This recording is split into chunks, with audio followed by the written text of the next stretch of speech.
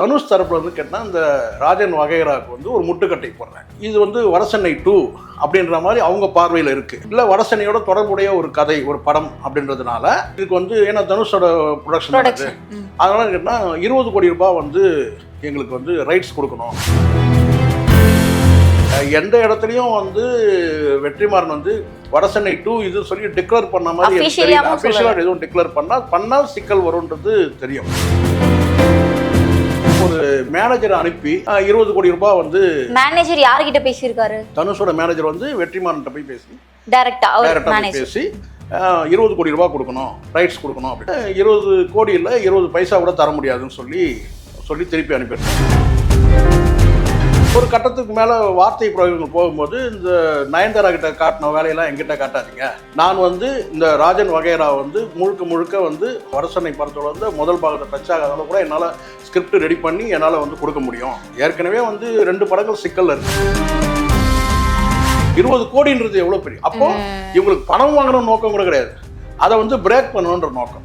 இது வந்து அதுவும் வெற்றிமாறன் கிட்ட வந்து படைப்பு சுதந்திரத்தை திருடுறதுன்றது அல்லது வந்து பறிக்கணும்னு நினைக்கிறது அல்லது கொள்ளையடிக்கணும்னு நினைக்கிறது அல்லது புடுங்கணும்னு நினைக்கிறது கேட்டால் முட்டாள்தனமானது. ஒன்று வந்து பார்த்தா செங்கலை புடுங்க முடியாது, சூளையில வைக்க முடியாது, இதெல்லாம் பேசிட்டு இருக்கோம். கேட்டால் நீ ஒன்று பேசுறனா யாரை பேசுறன்ற நேரடியாக சொல்லு. யார் வந்து உனக்கு எதிராக இருக்கிறவங்க நேரடியாக பேசு. ஸோ இது வந்து ஒருவேளை வந்து சிம்புவோட வந்து தனுஷ்க்கு வந்து ஏதாவது காழ்ப்புணர்வு இருந்தாலும் இதை வந்து நீங்க வெற்றிமாறன் வந்து ரிஃப்ளெக்ட் பண்ணக்கூடாது. ஏன்னா சிம்பு வந்து இவன் ரொம்ப பக்குவப்பட்ட மனிதரா இருக்காரு, பழைய சிம்பு கிடையாது. அதனால என்ன ஆகுன்னு கேட்டீங்கன்னா வாடிவாசல் வந்து தனுஷ் வச்சு பண்றதா இருந்தது இல்லையா, அது நடக்கிறதுக்கான வாய்ப்பு ரொம்ப கம்மி. இனிமேல் தனுஷ் இருக்கிறதுக்கான வாய்ப்பு இல்லை, இனிமேல் இருக்காது. இந்த மாதிரியான வந்து சில வந்து வாக்குவாதங்கள் வந்த பிறகு அது கண்டிப்பா அதுக்கான இதுக்கப்புறம் தனுஷ் வச்சு எந்த படமும் இயக்க மாட்டாரா? அதுக்கான வாய்ப்பு இல்லைன்னு தான் நினைக்கிறேன். Meenakshi Academy of Higher Education and Research. Admissions open. Apply online. Powaco 5G. Best design. Best AI. Think Techno. Think Purvika. மணப்பெண்ணின் பிரத்யேகமான திருமணம் விவாஹா தி சென்னை சில்க்ஸ். அறுவை சிகிச்சையில் கத்தி என்பது வரலாறு, ரோபோட்டிக் சர்ஜரி என்பது இன்றைய கூறு. தங்கம் புற்றுநோய் சிகிச்சை மையம் நாமக்கல் மற்றும் கான்பூர். கிங் டிவி நேயர்களுக்கு வணக்கம். இன்று நம்முடன் இணைந்திருக்கும் சிறப்பு விருந்தினர் பத்திரிகையாளர் திரு ஷேக்வாரா ஜெய்சங்கர் அவர்கள். சார் வணக்கம். சார், சிம்பு சார் வெற்றிமாறன் கூட்டணி வந்த உடனே மக்கள் மத்தியிலும் ரசிகர்கள் மத்தியிலும் ஒரு பெரிய எதிர்பார்ப்பு இருந்தது. தனுஷ் வெற்றிமாறன் காம்போ எந்த அளவுக்கு ஒர்க் அவுட் ஆச்சோ அதே மாதிரி Simbu Vetrimaaran combo work out ஆகும் அப்படின்னு எல்லாருமே நினைச்சிட்டு இருந்த நிலையில இப்போ ஒரு சர்ச்சை கிளம்பி இருக்கிறதா நீங்க தான் சொன்னீங்க. அது என்ன சர்ச்சை அப்படின்றதையும் நீங்க தான் இப்ப சொல்லணும். வடசென்னை 1 முடிஞ்ச உடனே எல்லாரும் எதிர்பார்த்து வடசென்னை 2 எப்போ வெற்றிமாறனை யாரெல்லாம் வந்து பத்திரிகையாளர் எங்கெல்லாம் சந்திக்கிறாங்களோ எல்லாரும் கேட்கக்கூடிய கேள்வி வந்து வடசென்னை 2 எப்போ எடுப்பீங்க. ஒரு கட்டத்துல வந்து உங்களுக்கு அங்க வாழக்கூடிய மக்களுடைய கலாச்சாரத்தை சொல்லும் போது அப்படியான சில குற்றச்சாட்டுகள் சொல்லி வெற்றிமாறனை திட்டமிட்டே வந்து கார்னர் பண்ணதெல்லாம் உங்களுக்கு தெரியும் கடந்த காலத்துல. அது பிறகு வாடிவாசல்ன்ற ஒரு படம் எடுத்தாரு. இதுக்கு இடையில வந்து உங்களுக்கு தெரியும் வந்து விடுதலை 1, 2 எடுத்து வெற்றிகரமா கொடுத்தாரு. விடுதலை 2 சரியா போகலன்னா விடுதலை 1 பெரிய அளவில் போச்சு. விடுதலை 2 போகாதது காரணம் வந்து சென்சார் போர்டு போட்ட கட்டிங் தான் காரணம் கூட சொல்லப்படுது. இதுக்கு பிறகு இப்போ வந்து அடுத்தது வாடிவாசல் போவார். வாடிவாசல் ஏற்கனவே வந்து சூர்யா வச்சு அது வந்து முயற்சி எடுத்தோம். அது வந்து ஏதோ ஒரு காரணத்தில் வந்து சூர்யாவுக்கு வந்து அங்கே வந்து பொருந்தலை இவரோட சேர்ந்து. இப்போ அடுத்த கட்டமாக இவர் என்ன செய்யணும்னா அந்த வாடிவாசல் ப்ராஜெக்ட் வந்து தனுஷை வச்சு எடுக்கலான்ற மாதிரி பேச்சுவார்த்தை ஒரு பக்கம் நடந்துகிட்டு இருக்கு. இன்னொரு பக்கம் இருக்குன்னா சிம்பு வச்சு வந்து திடீர்னு ஒரு முடிவு தான் ராஜன் வகைரான்னு சொல்லிட்டு ஒரு ஸ்கிரிப்ட் ரெடி பண்ணி, அதாவது வடசென்னை 1 இருக்கு இல்லையா, அதுக்கு முந்தைய பாகம், அதாவது ராஜன் வகைரான்றது ராஜன் வந்து இளம் வயதில் எப்படி இருந்தார், அவருடைய பயணம் எப்படி தொடங்குச்சுன்றது தான் வந்து கதையில் இருக்கிறதா சொல்லப்படுறாங்க. ரொம்ப விறுவிறுப்பான கதை, 2.5 மணி நேரம் வந்து இப்படி வந்து சிட்டிக்கு தட்டுற அளவுக்கு போயிடும். அவ்வளோ வந்து ரொம்ப சூடான ஒரு படமாக இருக்குது. இது வரைக்கும் பார்க்காத சிம்பு அங்கே வந்து பார்ப்போன்ற மாதிரி இருக்குது. ஏன்னா வெற்றிமாறனோட இது வரைக்கும் சிம்பு வந்து இணையலை. அவர் பெரிய எதிர்பார்ப்பு இருக்குது. அப்படின் போது ராஜன் வகைரான்னு அந்த பேர் வைக்கும் போது கேட்டால் உங்களுக்கு தெரியும் இல்லையா, இந்த வகைரான்னு சொன்னால் உங்களுக்கு தெரியும். கடந்த காலத்துலலாம் இதெல்லாம் வந்து ரொம்ப பழமையான வார்த்தை வந்து வகைரான்னு சொல்கிறது. அப்போனா வந்து ராஜனுக்கு, அதாவது ராஜனுடைய முந்தைய பாகம், ராஜன் வந்து அதில் கொல்லப்படுறது உங்களுக்கு தெரியும். அவர் எப்படி ரவுடியானார் அந்த ஒரே ஒரு 2 காட்சிகள் அந்த படத்தில் வந்து வெற்றிமாறன் நிமிர வைப்பார். ஒன்று வந்து அந்த போலீஸ் ஆஃபீஸர் வந்து அங்கே அந்த பகுதி மக்களை மிரட்டும் போது அவரை வந்து எப்படி வந்து ஒரு நாக் அவுட் பண்ணி அவர் வந்து கத்தியை கொண்டு போய் கழுத்தில் வைக்கிறான்ற அந்த ஒரு காட்சியும், இன்னொரு காட்சியில் வந்து பார்த்தீங்கன்னா இவர் வந்து கொல்லப்படுவார். அந்த காட்சி வந்து பார்த்தீங்கன்னா எல்லாருக்கும் பிபி ரைஸ் ஆகும், பதற்றத்தை உருவாக்குவாங்க. அந்த அந்த காட்சி வந்து அந்த ஒரு ஹோட்டல் மாதிரி இருக்கிற ஒரு பழமையான ஒரு இடம் வந்து ஒரு கட்டடத்தில் வந்து உட்காந்துருக்கும் போது கிட்டத்தட்ட அந்த வடசென்னை மக்களை அப்படியே வந்து கண்ணுக்கு முன்னாடி காட்டியிருப்பார். எல்லா கேரக்டருமே அப்படி இருக்கும். அது மாதிரி வந்து ஒரு விறுவிறுப்பான ஒரு படமாக தான் அந்த ராஜன் வகையறான். இப்போ அந்த படம் வந்து கிட்டத்தட்ட வந்து சிம்பு வந்து முடிவு பண்ணி, சிம்பு வந்து பார்த்தீங்கன்னா இந்த தக் லைஃப்பில் வந்து பார்த்தீங்கன்னா ஏற்பட்ட வந்து அந்த தோல்வியில் வந்து பார்த்தீங்கன்னா வந்து கொஞ்சம் தோண்டு இருந்தால் கூட எப்பவுமே வந்து சிம்பு கிட்ட ஒரு பழக்கம். அவர் வந்து ஒரு பீனிக்ஸ் பறவை மாதிரி, அதாவது என்ன வந்து சுட்டரிக்கும் சாம்பல் வந்து கிளஞ்சக்கூடிய ஒரு பறவை, பீனிக்ஸ் பறவை மாதிரி. அவர் வந்து மீண்டும் ஒரு சர்க்கிள், எத்தனையோ சர்க்கிளை வாழ்க்கையில் பார்த்தாச்சு, இதில் ஒரு சர்க்கிளா ரைட், இதில் வந்து மறுபடியும் மீண்டு எழுந்து வரத்தோ இந்த படத்தில் ரொம்ப தன்னார்வத்தோடு வந்து வெற்றிமாறனோட கூட்டணிக்கிட்ட உற்சாகமாக வந்து வேலை செய்யறதுக்கு தயாராக இருக்கிற ஒரு சூழல் வந்திருக்கும் போது, இப்போ வந்து கேட்டால் தனுஷ் தரப்புல வந்து கேட்டால் இந்த ராஜன் வகையறாவுக்கு வந்து ஒரு முட்டுக்கட்டை போடுறாங்க.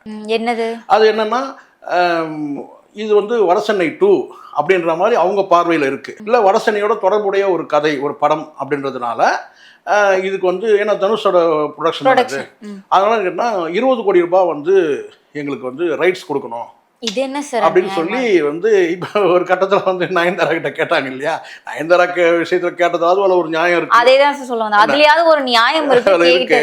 இதுல வந்து என்ன கதை வந்து அவர் கதைக்களம் அறிவிப்பு என்னன்னு கேட்டா வடசென்னை 2ன்றது பரவலாக மக்கள் மத்தியில தான் பேசப்படுது.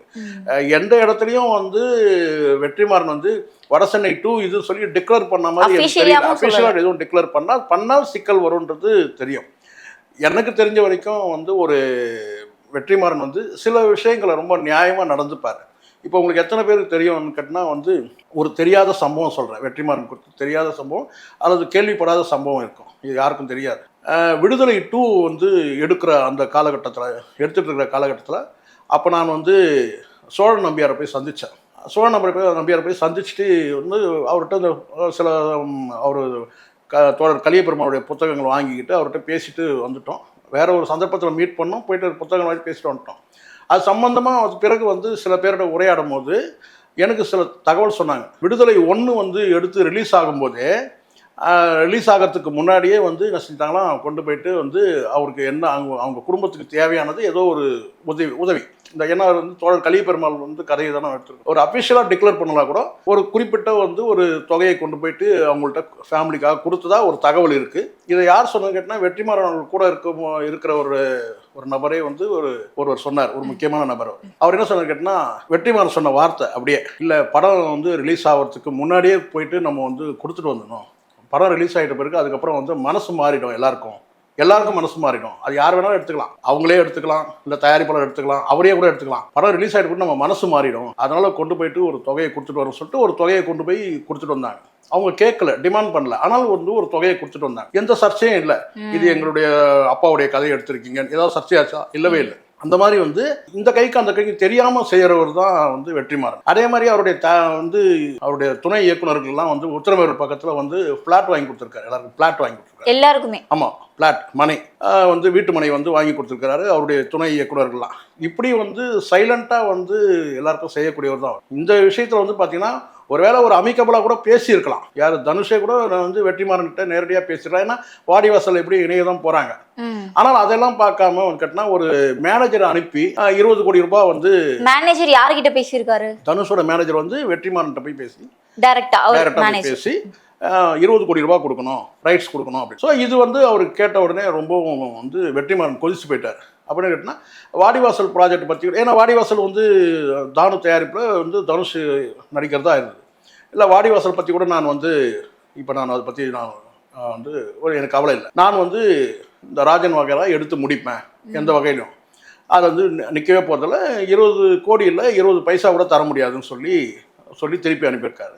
அப்போ சில வாக்குவாதங்கள் நடக்கும்போது கேட்டால் இந்த வடசென்னையை வந்து டச் பண்ணாத, வடசென்னை 1 வந்து டச் பண்ணாத அளவுக்கு நான் வந்து என்னால் ஸ்கிரிப்ட் ரெடி பண்ணி இந்த ராஜன் வகையறாவே ராஜன் வகையறா 2ன்னு சொல்லி கேட்குற அளவுக்கு வந்து மக்கள் கேட்குற அளவுக்கு என்னால் ஸ்கிரிப்ட் ரெடி பண்ண முடியும்னு சொல்லிட்டு அது வந்து தன்னம்பிக்கை, வெற்றிமாறனுடைய தன்னம்பிக்கை. அப்படி வந்து ஒரு சேலஞ்சிங்காக வந்து முடிச்சிருக்கிறாரு. இதில் வந்து தனுஷை பொறுத்த வரைக்கும் என்னன்னு கேட்டிங்கன்னா ஒரு மேனேஜர் அனுப்பி பேசாம நேரடியாக அவரே பேசியிருக்கலாம். ஏன்னா இருவரும் ரொம்ப நட்பானவர்கள் அப்படின்னு. ஸோ இதை வந்து நான் ஒரு கட்டத்துக்கு மேலே வார்த்தை பிரயோகங்கள் போகும்போது இந்த நயன்தாரா கிட்ட காட்டின வேலையெல்லாம் எங்கிட்ட காட்டாதீங்க. நான் வந்து இந்த ராஜன் வகைரா வந்து முழுக்க வந்து வடசென்னையோட டச் ஆகாத அளவுக்கு, வடசென்னை படத்தோட வந்து முதல் பாகத்தை டச் ஆகாத அளவுக்கு கூட என்னால் ஸ்கிரிப்ட் ரெடி பண்ணி என்னால் வந்து கொடுக்க முடியும் அப்படின்னு சொல்லி. எப்பவுமே உங்களுக்கு தெரியும்ல, ஏற்கனவே வந்து 2 படங்கள் சிக்கல்ல இருக்கு. இவருடைய தயாரிப்புலேயே வந்து கேட்டினா வந்து பேட் கேர்ள்னு ஒரு படம் சிக்கல்ல இருக்கு, இன்னொரு படம் வந்து மனுஷின்னு ஒரு படம் இருக்கு. அவர் சட்ட ரீதியாக போராடக்கூடியவர் தான் வெற்றிமாறன். ஆனால் அவர்கிட்ட போய் இந்த மாதிரி வந்து ஒரு டிமாண்ட் பண்ணும்போது 20 கோடி கொடுங்கன்னு சொல்லி கேட்கும்போது கிட்டத்தட்ட ஒரு 80 லட்ச ரூபா செலவு பண்ணி வலசரவாகத்தில் இப்போ வந்து செட்டு ஓடிக்கிட்டு இருக்கு. ஸோ இது வந்து ஒருவேளை வந்து சிம்புவோட வந்து தனுஷுக்கு வந்து ஏதாவது காழ்ப்புணர்வு இருந்தால் இதை வந்து நீங்க வெற்றிமாறன் வந்து ரிஃப்ளெக்ட் பண்ணக்கூடாது. ஏன்னா சிம்பு வந்து இப்போ ரொம்ப பக்குவப்பட்ட மனிதரா இருக்காரு, பழைய சிம்பு கிடையாது. தடாலடியா தூக்கி போட்டு அடிக்கிற அளவுக்குலாம் இப்போ வந்து பார்த்தீங்கன்னா ரொம்ப மென்மையா ரொம்ப பக்குவப்பட்டு ரொம்ப மெச்சூரிட்டியா வந்து அவர் வந்து எல்லா விஷயத்தையும் அணுகுறாரு. இதுல அவருடைய வந்து பார்த்தீங்கன்னா அவருடைய பங்களிப்பு இதில் எதுவும் இல்லை இந்த பிரச்சனையில. ஆனால் திடீர்னு வந்து தனுஷ் ஏன் வந்து 20 கோடி வேணும்னு சொல்லி போய் கேட்கணும்? அதுக்கு என்ன காரணம்? அதுவும் வெற்றிமாறன் கிட்டே போய் கேட்கணும். டைரக்டா வந்து அப்படியே நீங்க பேசுறதா கூட பாத்தீங்கன்னா இந்த பாட்டு வந்து இல்ல நான் இவருக்கு நடிக்கிறதுக்கு விருப்பம் இருந்தாலும் கூட இவர் கேட்டிருக்கலாம், நான் நடிக்கணும்னு சொல்லி கூட கேட்டிருக்கலாம். இது முழுக்க இந்த ஸ்கிரிப்ட் வந்து இவர் வந்து சிம்புவை மையப்படுத்தி தான் எழுதியிருக்காரு. ஏன்னா ஒரு தோல்வி படம் நடந்து நல்லா புரிஞ்சுக்கணும் இந்த இடத்துல. தக் லைஃப் தோல்வி சரிங்களா. அடுத்தடுத்து வந்து சிம்புக்கு படமும் இருக்கு, 3 படங்கள் இருக்கு. சொந்தமாக ஒரு படம் வந்து பார்த்தீங்கன்னா வந்து 50 எடுக்கிறது கூட இருந்தார் சரிங்களா. சிம்பு 50 வந்து அவருடைய தயாரிப்பிலே எடுக்கிறதா கூட வந்து இருக்குது. அதுக்கான ஸ்கிரிப்ட்லாம் வேலைகள் நடந்துட்டு இருக்கு. இந்த சூழ்நிலையில் வந்து ஒரு தோல்வி படம் அமைஞ்சிருந்தால் கூட அந்த தோல்விக்கு சிம்பு காரணம் கிடையாது. ஆனால் வந்து காரணமானவர்கள் வந்து மன்னிப்பு கூட கேட்டாங்க. காரணம் வந்து ஒரு சிம்பு வச்சு இந்த படம் வந்து ஒரு பெரிய அளவில் வந்து ஒரு ஹிட் படமாக, ஏன்னா நாம வந்து இது நமக்கான கதை. நீங்கள் என்னதான் தயாரிப்பாளராக இருந்தால் கூட, வடசென்னை படம் தயாரிப்பாளர் இருந்தால் கூட அங்கே கிரியேட்டருக்குன்னு ஒரு ரைட்ஸ் இருக்கா இல்லையா? அதுதான் ரொம்ப முக்கியமானது. நீங்கள் வந்து படத்தோட தயாரிப்பாளராக கூட இருங்க, ஆனால் அங்கே கிரியேட் பண்ணது யார்? அப்போ அதுக்கான மரியாதை கொடுக்கணும்ல. இப்போ வேறு யாரோ இதுக்கு சம்மந்தமே இல்லாதவங்க, வடசென்னைக்கு சம்மந்தமே இல்லாதவங்க எடுக்கிறாங்கன்னு வச்சுக்கோங்களேன், வடசென்னை 2ன்றதை எடுக்கிறாங்கன்னா அப்போ சொல்லலாம். இது முழுக்க அவருடைய வந்து அறிவுக்கு உட்பட்டு அவர் எழுதின கதை, அவர் எழுதின உருவாக்கம், அவருடைய இயக்கம் எல்லாமே வந்து அவருடைய பங்களிப்பு இருக்கும்போது கேட்டால் நீங்கள் 20 கோடி தயாரிப்பாளர்ன்ற அந்த ஒரு வந்து கெப்பாசிட்டியை மட்டும் வச்சுக்கிட்டு நீங்கள் 20 கோடி கொடுங்கன்றது, 20 கோடின்றது எவ்வளோ பெரிய. அப்போ இவங்களுக்கு பணம் வாங்கணும் நோக்கம் கூட கிடையாது, அதை வந்து பிரேக் பண்ணணுன்ற நோக்கம். சார் சமீபத்தில் தனுஷ்க்கு என்னதான் ஆச்சு அப்படின்ற ஒரு கேள்வி எழுதுது சார். ஏன்னா குபேர ஆடியோ லான்ச்ல கூட அப்படியே ரஜினியை ரிஃப்ளெக்ட் பண்ண மாதிரி தனுஷ் பேசியிருந்தாரு. அந்த தெலுங்குல போன அளவுக்கு நான் வெளிப்படையா பேசணும். தெலுங்குல போன அளவுக்கு வந்து தமிழ்ல வந்து குபேரா போகல. அதுக்கு காரணம் என்னன்னா இவங்களுக்கு இந்த மேடையில வந்து பேசுற வியாதி இருக்கு. மேடையில பேசுற வியாதி இருக்கிறதுனால மேடையில எக்கு தப்பா பேசி தக்லை கூட இன்னும் கொஞ்சம் அப்படி போயிருக்கும். அது வந்து அதுக்கு வந்து பார்த்தீங்கன்னா கமல் தான் ஆப்பில் ஏறி உட்கார்ந்தது. அவர் தான் தேவையற்றது மேடையில் போய் மொழி குறித்து சர்ச்சையை பேசினால தான் அது இன்னும் கொஞ்சம் அட்டர் ஃப்ளாப் ஆச்சு. ஃப்ளாப் ஆகக்கூடிய படம் அட்டர் ஃப்ளாப் ஆனது அதுதான் காரணம். அதே மாதிரி வந்து கேட்டால் இந்த மாதிரியான ப்ரொமோஷனுங்களில் வந்து சம்மந்தமே இல்லாமல் இது தொடர்பே நீங்கள் பேசுனதுக்கும் வந்து அங்கே வந்து படத்துக்கு ஏதாவது சம்மந்தம் இருக்குன்னா படத்தை பற்றி பேசுங்கடா. படம் வந்து எப்படி எடுத்தீங்க, அதில் எவ்வளோ பேர் உழைச்சாங்க, எப்படி உழைச்சாங்க, அவங்களுடைய அனுபவங்கள், உங்களுடைய அனுபவங்கள் பேசுங்கடான்னா அங்கே வந்து கேட்டால் அவங்க சொந்த கதையை பேசியிருக்கிறாங்க. நான் செங்கலை உருவ முடியாது, சூளையில் வைக்க முடியாது. அப்புறம் இவரை யாரு சார் அப்படி அட்டாக் பண்ணி பேசினது? இவெல்லாம் ஒரு இப்போ எவ்வளோ பேர் தனுஷ் மாதிரி இன்னும் எவ்வளோ பேர் இருக்கிறாங்கம்மா. பெரிய தியாகராஜ பாகவதர் காலத்துலேருந்து நாங்கள் பார்த்துட்டு இருக்கிறோம் ஹீரோக்களை. ஒன்று வந்து பார்த்தா செங்கலை பிடுங்க முடியாது, சூளையில் வைக்க முடியாது, இதெல்லாம் பேசிட்டு இருக்கோம். கேட்டால் நீ ஒன்று பேசுறனா யாரை பேசுறன்ற நேரடியாக சொல்லு. யார் வந்து உனக்கு எதிராக இருக்கிறவங்க நேரடியாக பேசு. அதை விட்டுட்டு கேட்டால் வந்து வதந்திகளை பரப்புறாங்க, வந்து செங்கலில் வந்து உருவ முடியாது, அதை முடியாது, இது முடியாது. அப்போது நீங்கள் உங்களை ஒரு கல் தூண் சொல்லிக்க முடியல.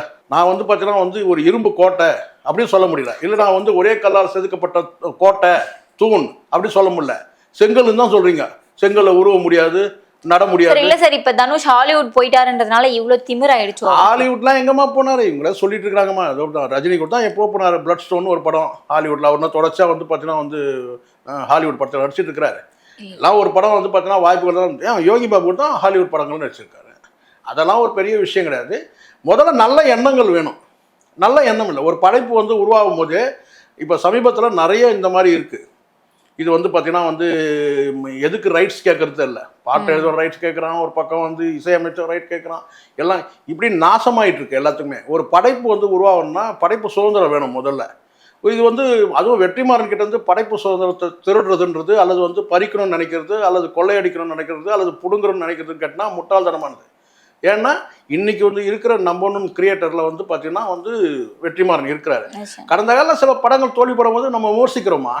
இப்போ விடுதலை 1 நல்லா இருந்து விடுதலை 2 நல்லா இல்லைன்னு நம்ம சொல்கிறோம். காரணம் கேட்டால் அதுக்கு வந்து பின்னணி வந்து நிறைய இருக்குது. அது மாதிரி அவர் படம் தயாரிக்கிறாரு, சில கருத்துக்கள் சரியில்லைன்னு நம்ம சொல்கிறோம். ஆனால் வந்து படைப்பாளி தானே. ஒரு படம் தோல்வி அடைஞ்சா அடுத்த படம் வெற்றி படம். இந்த வடசென்னைன்ற படமே வந்து வெற்றிகரமாக எடுத்தது வந்து அதுக்கு காரணம் கேட்டினா வந்து அவருடைய உருவாக்கம் தானே. அதனால வந்து குறைச்சி மதிப்பிட்டு நயன்தாரா ரேஞ்சுக்கு வந்து வெற்றிமாறன் நினைக்கிறது எப்படிப்பட்ட வந்து என்னன்றது எனக்கு புரியல. நயன்தாரா கிட்ட கேட்டதுல அது நியாயம் இருக்கு. அது யாராவது மறுத்து ஏதாவது பேசுனாங்களா? இல்ல, எல்லாருமே தனுஷ்க்கு தான் சப்போர்ட் பண்ணாங்க.